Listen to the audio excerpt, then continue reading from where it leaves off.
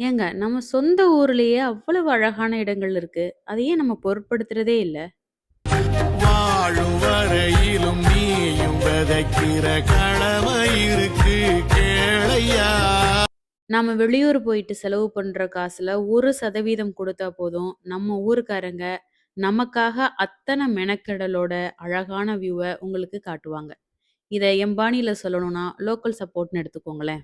சீக்கிரம் சவுதிக்கு கிளம்புறோம். அதனால கிடைக்கிற கொஞ்ச நேரத்துல குடும்பத்தோட கொஞ்சம் வெளியில போலான்னு ஒரு சிம்பிளான போட் ரைட் போனோம். எத்தனையோ தடவை இந்த இடத்த கிராஸ் பண்ணியிருக்கோம். ஆனா, உள்ளுக்குள்ள இவ்வளவு அழகான ஒரு வியூ இருக்கு அப்படிங்கிறது எங்களுக்கு தெரியல. நான் சொல்லக்கூடிய விஷயம் உங்களுக்கு கிரிஞ்சா கூட இருக்கலாம். ஆனா, வெளிநாட்டுக்கு போயிட்டு வந்து ஒரு தடவ உங்க சொந்த ஊர பாருங்களேன்.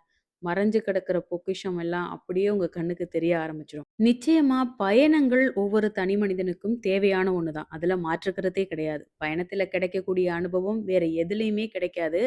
ஆனா அதுக்கு முன்னாடி ஒரு தடவ நம்ம ஊர முழு மனசோட ரசிச்சிருக்கோமா அப்படின்னு யோசிச்சு பாருங்க. யாரோ ஒருத்தர் நம்ம ஊர பத்தி சொல்லாத வர, இங்க பல பேருக்கு அவங்க ஊர்ல இதெல்லாம் இருக்கு அப்படின்னு அவங்களுக்கே தெரியாது. நான் சொல்றது சரிதானே?